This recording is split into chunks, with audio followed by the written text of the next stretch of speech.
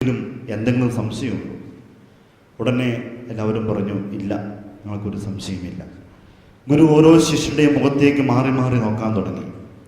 ഒരുവൻ്റെ മുഖത്ത് മാത്രം വലിയ സന്തോഷമില്ല. ഗുരു ചോദിച്ചു, ശിഷ്യ, നിനക്ക് എന്തെങ്കിലും സംശയം ഇനി അവശേഷിക്കുന്നുണ്ടോ? അപ്പം പെട്ടെന്ന് പറഞ്ഞു, ഇല്ല എന്ന്. ഗുരു പറഞ്ഞു, പക്ഷേ നിന്റെ കണ്ണുകൾ പറയുന്നു ഇനിയും നിനക്ക് എന്തോ സംശയം അവശേഷിക്കുന്നുണ്ട്. എന്താണെന്ന് നീ ചോദിച്ചു, ഞാൻ ഉത്തരം തരാമെന്ന് പറഞ്ഞു. ഇവൻ പതിയെ എഴുന്നേറ്റ് കൂട്ടുകാരെയൊക്കെ മെല്ലെ നോക്കി അവൻ ഗുരുവിനോട് ചോദിച്ചു, ഗുരു, എന്നാ ഞാനും ഒരു ഗുരുവായി മാറുന്നത്? എന്നാണ് ഞാനും അങ്ങയെപ്പോലൊരു ഗുരുവായി മാറുന്നത്? ഇവൻ്റെ ചോദ്യം ശ്രവിച്ച ബാക്കി കൂട്ടുകാർ ഇവനെ കളിയാക്കാൻ തുടങ്ങി. ഇവൻ ഇന്നലെ വന്ന് കയറിയുള്ളൂ, ഉടനെ ഗുരുവാകണം പോലും. നീ ആദ്യം ശിഷ്യനാകാൻ പഠിക്കും, അതിനുശേഷമല്ല ഗുരുവാകുന്നത്. കൂട്ടുകാരവനെ കളിയാക്കി. പക്ഷേ ഇവൻ്റെ ചോദ്യം ശ്രവിച്ച ഗുരു കണ്ണുകളടച്ച് ധ്യാന നിമഗ്നനായി. അല്പസമയത്തെ നിശബ്ദതയ്ക്ക് ശേഷം ഗുരു കണ്ണു തുറന്ന് ഈ ശിഷ്യനോട് പറഞ്ഞു, ശിഷ്യ, നിന്റെ സംശയം യഥാർത്ഥ സംശയം തന്നെ. നീ എന്നും ഇങ്ങനെ ശിഷ്യനായിരിക്കേണ്ടവനല്ല, നീ ഗുരുവാകേണ്ടവനാണ്. നീ ഗുരുവാകണമെങ്കിൽ നിന്നിൽ കുറേ രൂപാന്തരീകരണങ്ങൾ നടക്കണം. എന്നിട്ട് ഗുരു അക്കമിട്ട് പറയുക എന്തൊക്കെയാണ് നടക്കേണ്ടത്. ഒന്ന്, എല്ലാവരും ഉറങ്ങുമ്പോൾ നീ ഉണർന്നിരിക്കണം. എല്ലാവരും വിനോദം അന്വേഷിച്ചു പോകുമ്പോൾ നീ വിജ്ഞാനം അന്വേഷിക്കണം. എല്ലാവരും കരയുമ്പോൾ നീ കൂടെ കരയരുത്, അവരെ ആശ്വസിപ്പിക്കണം. എല്ലാവരും കൂടെ ചിരിക്കുമ്പോൾ നീ കൂടെ ചിരിച്ചു, പക്ഷേ ചിരിക്ക് ശേഷം എന്ത് എന്ന് നീ ചിന്തിക്കണം. എല്ലാവരും താഴ്വാരങ്ങളിലൂടെ അലയുമ്പോൾ നീ മലമുകളിലേക്ക് കയറണം. എങ്കിൽ നിനക്കും ഒരു ഗുരുവായി മാറാം. കഥ ഇവിടെ തീരുകയാണ്. ലോകം ചിന്തിക്കുന്ന വിഭിന്നമായിട്ട് ചിന്തിക്കാനും പ്രവർത്തിക്കാനും ചില വ്യക്തികൾ തയ്യാറാകുമ്പോഴാണ് അവരെ ലോകത്തും വ്യത്യസ്തരായിട്ടവർ മാറുന്നത്. കത്തോലിക്ക സഭയിൽ ആയിരക്കണക്കിന് വിശുദ്ധാത്മാക്കളുണ്ട്. ഈ വിശുദ്ധാത്മാക്കളിലൊക്കെ വേറിട്ട് നിൽക്കുന്ന, അവരിൽ നിന്നും വേറിട്ട് നിൽക്കുന്ന വിശുദ്ധർ, പ്രത്യേകമായിട്ട് വിശുദ്ധരുണ്ട്. അതിലൊരു വിശുദ്ധയാണ് ആവിലായിലെ വിശുദ്ധ അമ്മ ത്രേസ്യ. ഈ വലിയ വിശുദ്ധയുടെ 500ാം ജന്മവാർഷികമാണ് സഭ ഈ വർഷം ആഘോഷിക്കുന്നത്. 1515 മാർച്ച് 28-ാം തീയതിയാണ് സ്പെയിനിലെ ആവില എന്ന നഗരത്തിൽ വിശുദ്ധ അമ്മ ത്രേസ്യ ഭൂജാതയായത്. വിശുദ്ധ അമ്മ ത്രേസ്യയുടെ 5ാം ജന്മ ശതാബ്ദിയോടനുബന്ധിച്ച് ആവിലായിലെ മെത്രാന് ഈ അടുത്ത കാലത്ത് കഴിഞ്ഞ മാസം ഫ്രാൻസിസ് മാർപ്പാപ്പ ഒരു സന്ദേശം അയച്ചു. അയച്ച സന്ദേശത്തിൽ ഫ്രാൻസിസ് മാർപ്പാപ്പ വിശുദ്ധ അമ്മ ത്രേസ്യയെ വിശേഷിപ്പിക്കുന്ന പ്രകാരമാണ് വിശുദ്ധ വഴിയിലെ യാത്രക്കാരി. സ്വർഗം ലക്ഷ്യമാക്കി ഒരു വ്യക്തി എപ്രകാരം ജീവിക്കണമെന്ന് വിശുദ്ധ അമ്മ ത്രേസ്യ തൻ്റെ ജീവിതത്തിലൂടെ നമ്മെ പഠിപ്പിച്ചു. അതുകൊണ്ടാണ് മാർപ്പാപ്പ അവളെ വിശുദ്ധ വഴിയിലെ യാത്രക്കാരി എന്ന് വിശേഷിപ്പിക്കുന്നത്. എന്നിട്ട് ആ സന്ദേശത്തിൽ ഫ്രാൻസിസ് മാർപ്പാപ്പ വിശുദ്ധ അമ്മ ത്രേസ്യയുടെ ജീവിതത്തിലെ 4 പാതകളെ കുറിച്ച് ഒന്ന് വിശദീകരിക്കുന്നുണ്ട്. എപ്രകാരമാണ് വിശുദ്ധ അമ്മ ത്രേസ്യ സ്വർഗം എന്ന വിശുദ്ധമായ പദവിയിലേക്ക് എത്തിയത്, അതിനവൾ സ്വീകരിച്ച പാതകൾ എന്തൊക്കെയായിരുന്നു, അതിനെക്കുറിച്ച് ഫ്രാൻസിസ് മാർപ്പാപ്പ അക്കമിട്ട് പറയുകയാണ്. 1ാമത്തെ പാത എന്ന് പറയുന്നത് ആനന്ദത്തിന്റെ പാതയിലൂടെ അമ്മ ത്രേസ്യ യാത്ര ചെയ്തു. ആനന്ദത്തിന്റെ പാത. വിശുദ്ധ അമ്മ ത്രേസ്യയുടെ കൃതികൾ, പ്രത്യേകിച്ചും അവളുടെ ആത്മക സ്വയംകൃത ചരിത്രത്തെക്കുറിച്ച് അത് വായിക്കുമ്പോൾ അമ്മ ത്രേസ്യ തൻ്റെ സഹോദരിമാരോട് പറയുന്നൊരു കാര്യമുണ്ട്. എൻ്റെ പ്രിയപ്പെട്ട സഹോദരിമാരെ, നിങ്ങൾ എപ്പോഴും ആനന്ദത്തോടുകൂടി ആഹ്ലാദത്തോടുകൂടി ഓരോ കാര്യങ്ങളും ചെയ്ത് നിങ്ങൾ മുന്നോട്ട് പോവുക. ഫ്രാൻസിസ് മാർപ്പാപ്പ എന്നിട്ട് പറയുകയാണ്, ഒരു വിശുദ്ധന്റെയോ ജീവിതത്തെ തിരിച്ചറിയണമെങ്കിൽ ആ വ്യക്തി എന്തുമാത്രം ആനന്ദം അനുഭവിച്ചു എന്നത് നാം മനസ്സിലാക്കണമെന്ന് അദ്ദേഹം ഉപയോഗിക്കുന്ന ഒരു സെന്റൻസ് പ്രകാരമാണ്, സന്തോഷമില്ലാത്ത വിശുദ്ധൻ അല്ലെങ്കിൽ വിശുദ്ധ സഹതാപം അർഹിക്കുന്ന വിശുദ്ധനും വിശുദ്ധയുമാണെന്ന്. ഫ്രാൻസിസ് മാർപ്പാപ്പ ഈ അടുത്ത കാലത്ത് ലോകത്തിനു മുമ്പിൽ അവതരിപ്പിക്കുന്ന മനോഹരമായ ആശയമാണ്, എപ്പോഴും നിങ്ങൾ ആനന്ദത്തിലേക്ക് പ്രവേശിക്കുക. ക്രിസ്തുവിനോടുകൂടി ആനന്ദത്തിലായിരിക്കുക. വിശുദ്ധ അമ്പത്രേസ്യായും 500 വർഷങ്ങൾക്ക് മുമ്പ് നമ്മെ പഠിപ്പിച്ചതും ഇത് തന്നെയാണ്. ആനന്ദത്തിലായിരിക്കുക, ആഹ്ലാദത്തിലായിരിക്കുക എന്ന് പറഞ്ഞാൽ ദൈവത്തിലുള്ള പരിപൂർണമായ ആശ്രയ മനോഭാവം. ജീവിതത്തിൽ ഞാൻ ഒറ്റയ്ക്കല്ല, ദൈവം എൻ്റെ കൂടെ ഉണ്ട്. ആ ദൈവത്തോടു കൂടെ സന്തോഷിച്ച് ആനന്ദിച്ച് മുന്നോട്ട് പോകുന്ന ഒരവസ്ഥ. ജെറമിയ പ്രവാചകന്റെ പുസ്തകം 17:7 പ്രകാരം വായിക്കുന്നുണ്ട്, ദൈവത്തിൽ ആശ്രയിക്കുന്നവൻ അനുഗ്രഹീതൻ, അവൻ ആറ്റുതീരത്തു നട്ട വൃക്ഷം പോലെയാണ്, അതിന്റെ വേരുകൾ വെള്ളത്തിലേക്ക് ഊന്നിയിരിക്കുന്നു, അതിന്റെ ഇലകൾ എന്നും പച്ചയാണ്, വേനൽക്കാലത്തെ അത് ഭയപ്പെടുന്നില്ല, വരൾച്ചയുടെ കാലത്തും അത് ഫലം നൽകിക്കൊണ്ടേയിരിക്കും. ദൈവത്തിൽ പരിപൂർണമായി ആശ്രയിച്ച് ജീവിതത്തിൽ ആനന്ദം അനുഭവിക്കുന്ന ഒരു വ്യക്തിയെ പുഴയുടെ തീരത്തു നിൽക്കുന്ന ഒരു വൃക്ഷത്തോട് ഉപമിച്ചിരിക്കുകയാണ്. പുഴയുടെ തീരത്ത് നിൽക്കുന്ന വൃക്ഷം അത് വേനൽക്കാലത്ത് ഭയപ്പെടുന്നില്ല. ഒരു വൃക്ഷത്തിന് സാധാരണഗതിയിൽ വളർന്നു വരാൻ വേണ്ട എല്ലാ അവശ്യ ഘടകങ്ങളും പുഴയുടെ തീരത്തൊക്കെ വൃക്ഷത്തിന് അതിന് നിർലോഭം ലഭിച്ചുകൊണ്ടിരിക്കും. എത്ര വേനൽക്കാലമാണെങ്കിലും അതിന് ഭയമില്ല, അസ്വസ്ഥതയില്ല. കാരണം എന്താ? അതിന്റെ വേരുകൾ വെള്ളത്തിലേക്ക് ഊന്നിയിരിക്കുകയാണ്. ദൈവമെന്ന് പറയുന്ന നീരുറവയുടെ തീരത്ത് നട്ടപ്പെട്ട വൃക്ഷങ്ങളാണ് ഞാനും നിങ്ങളുമൊക്കെ. അപ്പോൾ ജീവിതത്തിൽ ആനന്ദം അനുഭവിക്കണമെങ്കിൽ ഞാനാകുന്ന വൃക്ഷത്തിന്റെ വേരുകൾ നിത്യ ജലത്തിന്റെ ഉറവയായ ദൈവത്തിലേക്ക് ഊന്നിയിരിക്കണം. അവിടെയാണ് ഞാൻ ആനന്ദത്തിലേക്ക് പതിയെ കടന്നു വരുന്നത്. ദൈവമാണ് എൻ്റെ ജീവിതത്തിന്റെ എല്ലാം. ഞാൻ ഒറ്റയ്ക്കല്ല, എന്നെ സൃഷ്ടിച്ച ദൈവമാണ്, വളർത്തി വലുതാക്കുന്ന ദൈവമാണ്. ഓരോ നിമിഷവും ദൈവത്തോടു കൂടെ ഞാൻ ചരിക്കുന്നു, ദൈവത്തോടു കൂടെ നടക്കുന്നു. ഈ ഒരു ചിന്ത ഒരു വ്യക്തിയെ ആനന്ദത്തിലേക്ക് എത്തിക്കുകയാണ്. അതുകൊണ്ടാണ് ഹബക്കൂക്ക് പ്രവാചകൻ അദ്ദേഹത്തിന്റെ പുസ്തകത്തില് 3-ാം അധ്യായം 17-ാം പ്രകാരം പറയുന്നത്, അത്തിവൃക്ഷം പൂക്കുന്നില്ലെങ്കിലും മുന്തിരിയില് ഫലങ്ങൾ ഇല്ലെങ്കിലും ഒലിവ് മരം കായ്കൾ നൽകിയില്ലെങ്കിലും വയലുകളിൽ ധാന്യം വിളയുന്നില്ലെങ്കിലും ആട്ടിൻ കൂട്ടം ആലയിൽ അറ്റുപോയാലും കന്നുകാലികൾ തൊഴുത്തിൽ ഇല്ലാതായാലും ഞാൻ ആനന്ദിക്കും. പ്രിയപ്പെട്ടവരെ, ജീവിതത്തിലെ സഹനങ്ങളുടെയോ അല്ലെങ്കിൽ വേദനകളുടെയോ പിറകിൽ മാറി നിന്നുകൊണ്ട് എപ്പോഴും ദുഃഖിച്ചു കഴിയുന്ന ഏതാനും വ്യക്തികളായിട്ട് നാം മാറാതെ ഇതിന്റെയൊക്കെ പേര് ദൈവത്തെ ഓർത്ത് ആനന്ദം അനുഭവിക്കാൻ പറ്റുമെങ്കിൽ അതാണ് യഥാർത്ഥ ജീവിതം. തുടർന്ന് അമ്മത്രേസ്യ പറഞ്ഞു വെക്കുന്നുണ്ട്, യഥാർത്ഥത്തിൽ ഈ ആനന്ദം സ്വന്തമാക്കുന്നത് നല്ല ഭക്ഷണം കഴിച്ചുകൊണ്ടല്ല, കുറെ സമയം നമുക്ക് ആനന്ദം ലഭിക്കുന്ന വിനോദത്തിൽ ഏർപ്പെട്ടത് കൊണ്ടുമല്ല, അല്ലെങ്കിൽ ഇഷ്ടമുള്ള കുറെ വ്യക്തികൾ കുറെ നേരം സംസാരിച്ചുകൊണ്ടുമല്ല ഈ ആനന്ദത്തിലേക്ക് നമ്മൾ എത്തുന്നത്. പിന്നെയോ ആനന്ദത്തിലേക്ക് എത്താൻ 2 വഴികൾ, ഒന്ന് കുരിശ്, മറ്റൊന്ന് സഹനം. രണ്ടും ഒരുപോലെ തന്നെയാണ്. സഹനത്തിന്റെ ലക്ഷണമാണ്, അടയാളമാണ് കുരിശ് എന്ന് പറയുന്നത്. കുരിശിലൂടെയും സഹനത്തിലൂടെയുമാണ് ഒരു ക്രിസ്ത്യാനി യഥാർത്ഥ ആനന്ദത്തിലേക്ക് എത്തുന്നത് എന്ന് അമ്മത്രേസ്യ പഠിപ്പിച്ചു വെക്കുന്നുണ്ട്. എന്ന് പറഞ്ഞാൽ ക്രൂശിതനെ ലക്ഷ്യം വെച്ച്, ക്രൂശിതനെ മാത്രം നോക്കിക്കൊണ്ട് ഉദ്ധിതനെ അന്വേഷിച്ചു പോകുന്ന യാത്ര. അതാണ് ക്രിസ്ത്യാനിയുടെ ജീവിതത്തിലെ ആധ്യാത്മികതയുടെ ആനന്ദം എന്ന് പറയുന്നത്. എന്ത് സംഭവിച്ചാലും ദൈവത്തോട് ചേർന്നുള്ള ഒരു ജീവിതം. പ്രിയപ്പെട്ടവരെ, അവിടെയാണ് ആത്മീയത വളർന്നു വരുന്നത്. അതല്ല, എനിക്ക് പോയി പ്രാർത്ഥിച്ചു, ഒരു ഉത്തരം കിട്ടിയില്ല, ഉടനെ ദൈവത്തോട് എനിക്ക് പരാതി, പിന്നെ പള്ളിയിൽ പോക്കില്ല, പ്രാർത്ഥനയില്ല, പിന്നെ അങ്ങനെ ദൈവത്വം അകന്നകന്നു പോകുമ്പോൾ പ്രിയപ്പെട്ടവരുടെ ജീവിതത്തിൽ ആനന്ദം അനുഭവിക്കാൻ പറ്റില്ല. നിനക്ക് ദുഃഖങ്ങൾ വന്നേക്കാം, വേദനകൾ വന്നേക്കാം, സഹനമുണ്ടായേക്കാം, പ്രതിസന്ധികൾ വന്നേക്കാം, നീ ഒറ്റപ്പെട്ടേക്കാം, നിന്നെ ഒറ്റപ്പെടുത്തിയേക്കാം, ഏകാന്തം അനുഭവിച്ചേക്കാം. പക്ഷേ അവിടെയും നിനക്ക് ദൈവത്തിൽ നിന്നുകൊണ്ട് ആനന്ദം അനുഭവിക്കാൻ സാധിക്കുമ്പോഴാണ് അതാണ് യഥാർത്ഥ ആനന്ദത്തിന്റെ പാത എന്ന് അമ്മത്രേസ്യ നമ്മെ പഠിപ്പിക്കുന്നുണ്ട്.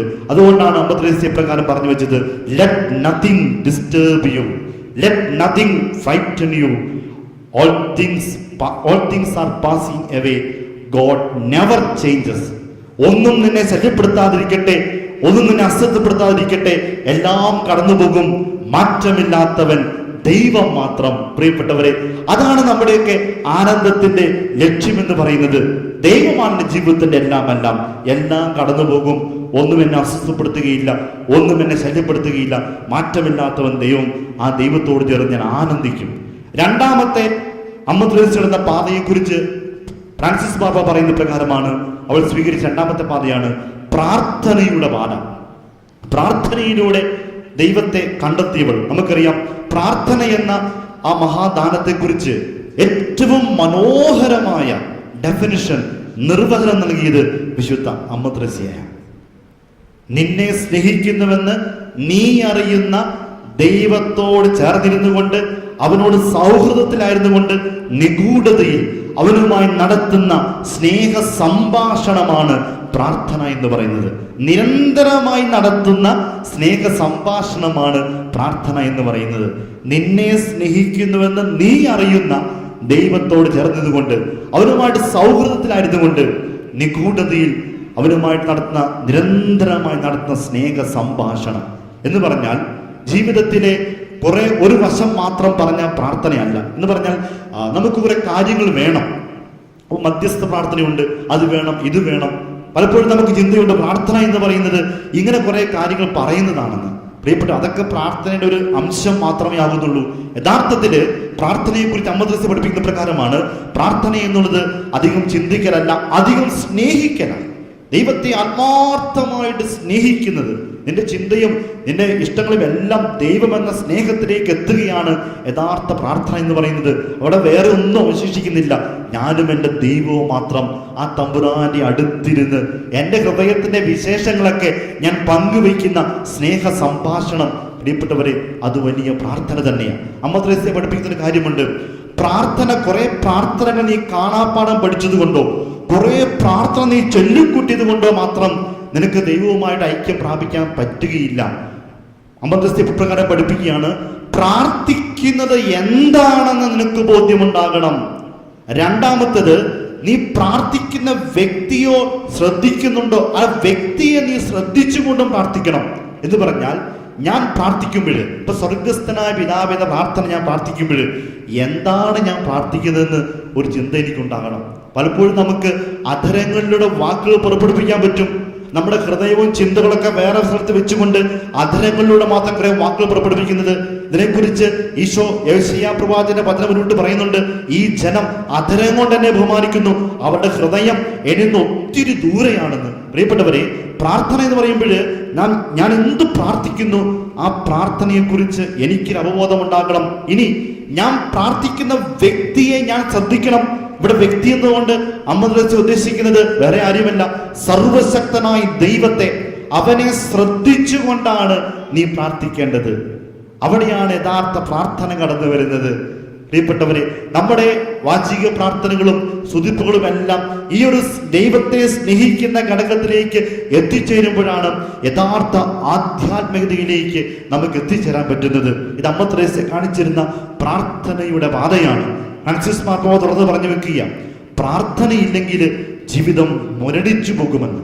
എന്ന് പറഞ്ഞാൽ, ദൈവത്തിന്റെ അടുത്തിരുന്ന് നിന്റെ വിശേഷങ്ങൾ, സ്നേഹ സംഭാഷണം എന്ന കാര്യത്തില് നിനക്ക് വീഴ്ച വന്നാൽ അത് നിന്റെ ജീവിതത്തെ മുരടിപ്പിക്കുമെന്നും ഫ്രാൻസിസ് മാർപ്പാപ്പ ഓർമ്മപ്പെടുത്തുകയാണ്. മൂന്നാമതായിട്ട് ഫ്രാൻസിസ് മാർപ്പാപ്പ അമ്മ ത്രേസ്യയുടെ ജീവിതത്തെ അവതരിപ്പിക്കുന്ന മൂന്നാമത്തെ പാത ഇതാണ്, സൗഹൃദത്തിന്റെ പാത. എന്ന് പറഞ്ഞാൽ, വിശുദ്ധ അമ്മ ത്രേസ്യ 15-ാം നൂറ്റാണ്ടിലെ കർമ്മല സഭയെ നവീകരിച്ചു. ആ കാലഘട്ടത്തിന്റെ പ്രത്യേകതകൾ മനസ്സിലാക്കി സഭയെ നവീകരിക്കുക അമ്മ ത്രേസ്യ. താൻ നവീകരിച്ച സഭ അത് പുതിയ പുതിയ മഠങ്ങൾ സ്ഥാപിച്ചപ്പോൾ അത് ഏതാനും പേരുടെ ഒരു കൂട്ടായ്മയായി മാത്രം അമ്മ ത്രേസ്യ മാറ്റിവെച്ചു. അമ്മ ത്രേസ്യ മഠത്തിൽ ചേർന്നത് സ്പെയിനിലെ ആവില എന്ന പട്ടണത്തിലെ ഇൻകാർണേഷൻ മഠത്തിലാണ്. അവിടെ ഒത്തിരി സഹോദരിമാരുണ്ടായിരുന്നു. ഒരു വലിയ കൂട്ടായ്മയിലായിരുന്നു അമ്മ ത്രേസ്യ. ആ കൂട്ടായ്മയിൽ നമുക്ക് കുറെ കാര്യങ്ങൾ നല്ലതും അതിന്റെ മോശമായ കാര്യങ്ങളൊക്കെ പഠിച്ചിട്ട് സഭ നവീകരിച്ചപ്പോൾ അമ്മ ത്രേസ്യ താൻ ആരംഭിച്ച മഠത്തില് കുറച്ചു പേര് മതി, ഒത്തിരി പേര് വേണ്ട. പല സ്ഥലങ്ങളിൽ മഠങ്ങൾ സ്ഥാപിച്ചു പോകുന്ന അമ്മ ത്രേസ്യ എന്ന് പറഞ്ഞാൽ സൗഹൃദം അതൊരു ചെറിയ കൂട്ടായ്മയിലൂടെയാണ് വളരേണ്ടത്. നമുക്കറിയാം, യേശു തൻ്റെ ദൗത്യം പൂർത്തീകരിക്കുവാനായിട്ട് ഒത്തിരി പേരുണ്ടായിരുന്നു ഈശോയുടെ കൂടെ. പക്ഷേ എല്ലാവരെയും വിളിക്കുന്നില്ല, ചെറിയൊരു കൂട്ടായ്മയെ വിളിച്ചു മാറ്റി നിർത്തുക. 12 ശിഷ്യന്മാരുടെ കൂട്ടായ്മ. ആ കൂട്ടായ്മയിലായിരുന്നു കൊണ്ട് അവർ സ്നേഹിച്ചും മനസ്സിലാക്കിയും ആ സൗഹൃദ കൂട്ടായ്മയിൽ വളരുമ്പോഴാണ് സഭ വളരുന്നത്. ഇത് അമ്മ ത്രേസ്യ മനസ്സിലാക്കി. അതുകൊണ്ട് ചെറിയ ചെറിയ അംഗങ്ങളുടെ കൂട്ടായ്മയിൽ ആ സൗഹൃദത്തിലായിരുന്നു കൊണ്ട് വളരുവാൻ അമ്മ ത്രേസ്യ പഠിപ്പിക്കുകയാണ്. ഇനി എങ്ങനെ ഈ സൗഹൃദത്തിന്റെ പാതയിൽ മുന്നേറാം? അമ്മ ത്രേസ്യ പഠിപ്പിക്കുകയാണ്, ഈ ചെറിയ കൂട്ടായ്മയിൽ 3 കാര്യങ്ങൾ ഉണ്ടായിരിക്കണം. 1, പരസ്പര സ്നേഹം ഉണ്ടായിരിക്കണം. 2, വിശുദ്ധി ഉണ്ടായിരിക്കണം. 3-ാമതായിട്ട് എളിമയുണ്ടായിരിക്കണം. ഈ 3 കാര്യങ്ങളാണ്. പരസ്പര സ്നേഹം ഉണ്ടായിരിക്കണം എന്ന് പറഞ്ഞാൽ 5-6 പേരുള്ള ചെറിയ കൂട്ടായ്മയില് അവിടെ വിദ്വേഷം ഉണ്ടാകാൻ പാടില്ല, വെറുപ്പുണ്ടാകാൻ പാടില്ല, വൈരാഗ്യം ഉണ്ടാകാൻ പാടില്ല. ദൈവത്തെ സ്നേഹിക്കുന്ന ആ കൂട്ടായ്മയിൽ ഈ വിധക്കാരം ഉണ്ടാകാൻ പാടില്ല. പരസ്പര സ്നേഹം ഉണ്ടാകണം, വിശുദ്ധി ഉണ്ടാകണം. ഈ രണ്ടും ഉണ്ടാകുന്നത് എളിമയിലൂടെയാണ്. അതുകൊണ്ട് അമ്മ ത്രേസ്യ പഠിപ്പിച്ചത് ഹ്യൂമിനിറ്റി ഈസ് ട്രൂത്ത്. എളിമ എന്ന് പറയുന്നത് ഏറ്റവും സത്യമായ കാര്യമാണ്. എളിമയിലൂടെയാണ് യഥാർത്ഥ സൗഹൃദത്തിലേക്ക് എത്തുന്നത്. പ്രിയപ്പെട്ടവരെ, നമ്മളൊക്കെ ജീവിക്കുന്ന സമൂഹത്തിലും നമ്മളൊക്കെ ചെറിയ ചെറിയ കൂട്ടായ്മയില്ല. കുടുംബം എന്ന് പറയുന്ന ഒരു സൗഹൃദ കൂട്ടായ്മയില്ല നമുക്ക് അംഗമായിരിക്കുന്നത്. നമ്മുടെ മാതാപിതാക്കളും നമ്മളും നമ്മുടെ ജീവിത പങ്കാളിയും മക്കളുമൊക്കെ അടങ്ങുന്ന ആ സ്നേഹ കൂട്ടായ്മ. ആ കൂട്ടായ്മയിൽ യഥാർത്ഥമായ സൗഹൃദം, സ്നേഹം ഉണ്ടായിരിക്കണം. ഉണ്ടെങ്കിലേ എനിക്ക് എൻ്റെ ആത്മീയ ജീവിതത്തിൽ വളരാൻ സാധിക്കുകയുള്ളൂ. എന്ന് പറഞ്ഞാൽ വീട്ടില് ഭിന്നതയുടെ ദുരാത്മാവ് ഭരിക്കാൻ തുടങ്ങിയാൽ ആ വീടൊരിക്കലും ഒരു ആധ്യാത്മിക കേന്ദ്രമായിട്ട് മാറുകയില്ല. ഒരു വീടിനെ കുറിച്ച് ഈ അടുത്ത കാലത്ത് ഞാൻ കേൾക്കാനിടയായതാണ്. ആ വീട്ടിലെ എല്ലാവരും ഭയങ്കര പ്രാർത്ഥനാക്കാരാണ്. അമ്മായിമ്മ ആ പ്രദേശത്ത് അറിയപ്പെടുന്ന പ്രാർത്ഥനാക്കാരിയാണ്. 7:30 അമ്മായിമ്മയുടെ നേതൃത്വത്തിൽ ആ വീട്ടിലെ കുടുംബ പ്രാർത്ഥന ആരംഭിക്കും. അതിനകത്ത് മരുമകളും അവളുടെ മക്കളും പങ്കെടുക്കില്ല, വേറെ കുറച്ച് പേര് പങ്കെടുക്കും. ഈ അമ്മായിമ്മയുടെ പ്രാർത്ഥന ഒരു 7:30 തുടങ്ങിയാൽ ഒരു 8:15-8:30 തീരും. അതിനുശേഷം ആ പ്രദേശത്ത് അറിയപ്പെടുന്ന അടുത്ത പ്രാർത്ഥനാക്കാരി, ആ വീട്ടിലെ മരുമകള്, അവളുടെ നേതൃത്വത്തിൽ അടുത്ത പ്രാർത്ഥന ആരംഭിക്കുകയാണ്. 2 പേരും പ്രാർത്ഥിക്കുന്ന ഒരാളോടാണ്. ആരോട്? ദൈവത്തോട്. പക്ഷേ ഹൃദയങ്ങളില് വെറുപ്പ്, വിദ്വേഷം, വൈരാഗ്യം, വാശി ഇത് വെച്ച് സൂക്ഷിച്ചിട്ട് പ്രാർത്ഥിക്കുകയാണ്. എന്ത് ഫലം പ്രിയപ്പെട്ടവരെ? സൗഹൃദ കൂട്ടായ്മയിലാണ് പരസ്പരം ക്ഷമിക്കുവാനും സ്നേഹിക്കുവാനും അംഗീകരിക്കുവാനും സാധിക്കുന്ന കൂട്ടായ്മയിലെ ആധ്യാത്മികത വളരുകയുള്ളൂ. അല്ലെങ്കിൽ അതെല്ലാം തകർന്ന് തരിപ്പണമായി മാറുകയുള്ളൂ. ഭിന്നതയുടെ ദുരാത്മാക്കൾ ഇന്ന് നമ്മുടെ ഒത്തിരി കുടുംബങ്ങളും സമൂഹങ്ങളെയും ബാധിച്ചിട്ടുണ്ട്. അതുകൊണ്ട് തന്നെ പല മേഖലയിലും സഭ വളരേണ്ടടുത്ത് സഭ ഇന്ന് തളർന്നുകൊണ്ടിരിക്കുകയാണ്. വേറെ കാരണമൊന്നുമല്ല, ഈ ഭിന്നതയുടെ ദുരാത്മാവാണ്. അതുകൊണ്ട് തന്നെ അമ്മ ത്രേസ്യ പഠിപ്പിക്കുകയാണ്, സൗഹൃദ കൂട്ടായ്മയിലായിരിക്കുക. നിന്റെ ഏറ്റവും പ്രിയപ്പെട്ടവരോടുകൂടെ അവരെ ഏറ്റവും ആത്മാർത്ഥമായി സ്നേഹിച്ച്, കുറവും പോരായ്മ ഉണ്ടെങ്കിലും അത് ക്ഷമിച്ച് അവരെ അംഗീകരിച്ച് വാശിയും വൈരാഗ്യവും ഇല്ലാതെ നിനക്ക് ജീവിക്കാൻ സാധിക്കുമ്പോൾ ആ സൗഹൃദ കൂട്ടായ്മ വിശുദ്ധിയിലേക്ക്, സ്വർഗത്തിലേക്ക് നിന്നെ നയിക്കുന്ന പാതയായിട്ട് മാറുകയാണ്. പ്രധാനമായിട്ട് 4-ാമത്തെ പാതയെക്കുറിച്ച് ഫ്രാൻസിസ് മാർപ്പാപ്പ അമ്മ ത്രേസ്യയുടെ ജീവിതത്തിലും പഠിപ്പിക്കുന്ന പ്രകാരമാണ് കാലഘട്ടത്തിന്റെ പാത എന്ന് പറഞ്ഞാൽ ഓരോ കാലഘട്ടത്തിന്റെയും ചുവരെഴുത്തുകളും പ്രസക്തികളും മനസ്സിലാക്കിക്കൊണ്ട് സ്വർഗം ലക്ഷ്യമാക്കി നാം ജീവിക്കണമെന്ന്. 15-ാം നൂറ്റാണ്ടില് സ്പെയിൻ അറിയപ്പെട്ടിരുന്നത് കണ്ടുപിടുത്തക്കാരുടെയും കപ്പലോട്ടക്കാരുടെയും കാളക്കുറ്റന്മാരുടെ മല്ല യുദ്ധം ചെയ്യുന്നവരുടെയും നാടായിട്ടാണ്, യുദ്ധവീരന്മാരുടെയൊക്കെ നാടായിട്ടാണ്. അങ്ങനെ ഈ ലോകത്തിൻ്റെതായ ഒരു ചിന്തയിൽ ആഴ്ന്നു കിടന്ന സ്പെയിൻ ജനതയ്ക്ക് വ്യത്യസ്തമായൊരു ആധ്യാത്മികത പകർന്നു കൊടുത്തവളാണ് ആവിലായിലെ വിശുദ്ധ അമ്മ ത്രേസ്യ. ഇതല്ല ജീവിതം, ഇതിനപ്പുറത്തേക്ക് വ്യത്യസ്തമായൊരു ജീവിതമുണ്ടെന്ന് അവളുടെ പഠനങ്ങളിലൂടെ അവൾക്ക് ലഭിച്ച ഭൗതികമായ അനുഭവങ്ങൾ തന്റെ പ്രിയപ്പെട്ട സഹോദരങ്ങളെ പങ്കുവെച്ചുകൊണ്ട് അവരെ വ്യത്യസ്തമായൊരു പാതയിലൂടെ അമ്മ ത്രേസ്യ നയിച്ചു. അതുകൊണ്ട് തന്നെ സ്പെയിനിന്റെ 2 പ്രധാനപ്പെട്ട വിശുദ്ധരാണ് വിശുദ്ധ അമ്മ ത്രേസ്യയും കുരിശിന്റെ വിശുദ്ധ യോഹന്നാനും. ഇവർ 2 പേരും കൂടി ചേർന്നാണ് കർമ്മസഭയെ നയിച്ചത്, നവീകരിച്ചത്. അപ്പോൾ ഈ അമ്മ ത്രേസ്യ കാലഘട്ടത്തിന്റെ ചുവരെഴുത്തുകൾ മനസ്സിലാക്കിയിരുന്നു. ആ കാലഘട്ടങ്ങളിലൊക്കെ സ്ത്രീകൾ അടങ്ങി കഴിയണം, അവര് ബൈബിൾ വായിക്കാൻ പാടില്ല എന്ന ചിന്തകളൊക്കെ ഉണ്ടായിരുന്നു. പക്ഷേ ആ ചിന്തകളെയൊക്കെ മറികടന്ന് വിശുദ്ധ ഗ്രന്ഥം വായിച്ച് വിശുദ്ധ ഗ്രന്ഥത്തിൽ ഒളിഞ്ഞിരിക്കുന്ന വലിയ നിധികളും ജ്ഞാനവും തിരിച്ചറിഞ്ഞ് ആ സ്വന്തം ജീവിതത്തെ സ്വാംശീകരിച്ച് ആ സമൂഹത്തിനും ലോകത്തിനുമായിട്ട് പകർന്നു കൊടുത്തവളാണ് വിശുദ്ധ അമ്മ ത്രേസ്യ എന്ന വ്യക്തി. പ്രിയപ്പെട്ടവരെ, നമ്മുടെ ഈ കാലഘട്ടത്തെ നാം മനസ്സിലാക്കണം. കാലഘട്ടത്തിനനുസൃതമായ ഒരു ആധ്യാത്മിക ശൈലി നാം തിരിച്ചറിയണം. പണ്ട് വിശുദ്ധാത്മാക്കളൊക്കെ ജീവിച്ച അതേ ഒരു കാലഘട്ടമല്ല നമ്മൾ ജീവിക്കുന്നത്. വ്യത്യസ്തമുണ്ട്. ടെക്നോളജിപരമായിട്ടും സാങ്കേതികപരമായിട്ടും മനുഷ്യന്റെ അറിവിന്റെ കാര്യത്തിലൊക്കെ ഒത്തിരിയേറെ വ്യത്യസ്തത നമ്മൾ അനുഭവിക്കുന്നുണ്ട്. പക്ഷേ ഈ വ്യത്യസ്തതകൾ കാലഘട്ടത്തിന്റെ ചുവരെഴുത്തുകളും പ്രത്യേകതകളും മനസ്സിലാക്കി ഈ കാലഘട്ടത്തിന് ആവശ്യമുള്ള ഒരു ആധ്യാത്മികത ഞാൻ കണ്ടെത്തണം. എനിക്ക് തോന്നുന്നത് ഈ കാലഘട്ടത്തിന്റെ ഏറ്റവും വലിയൊരു ആവശ്യമാണ് തോന്നുന്നത് സ്വയം നവീകരണത്തിന്റെ ഒരു ആവശ്യമാണ്. നമ്മളൊക്കെ ഈ കാലഘട്ടത്തിൽ കാണുന്നതാണ് മറ്റുള്ളവരെ നന്നാക്കാൻ ശ്രമിച്ച് നടത്തിക്കൊണ്ടിരിക്കുക. അവനും അവളും നന്നാകട്ടെ, ഈ ഒരു ചിന്തയോടുകൂടി ജീവിക്കുന്ന അനേകര്, ഞാനടക്കം, അവനും അവളും നന്നാകട്ടെ. പക്ഷേ നവീകരണങ്ങൾ നമ്മിലേക്കാണ് കടന്നു വരേണ്ടതെന്നുള്ള ചിന്ത പലപ്പോഴും ഈ കാലഘട്ടത്തിൽ ഭരിക്കുന്നില്ല.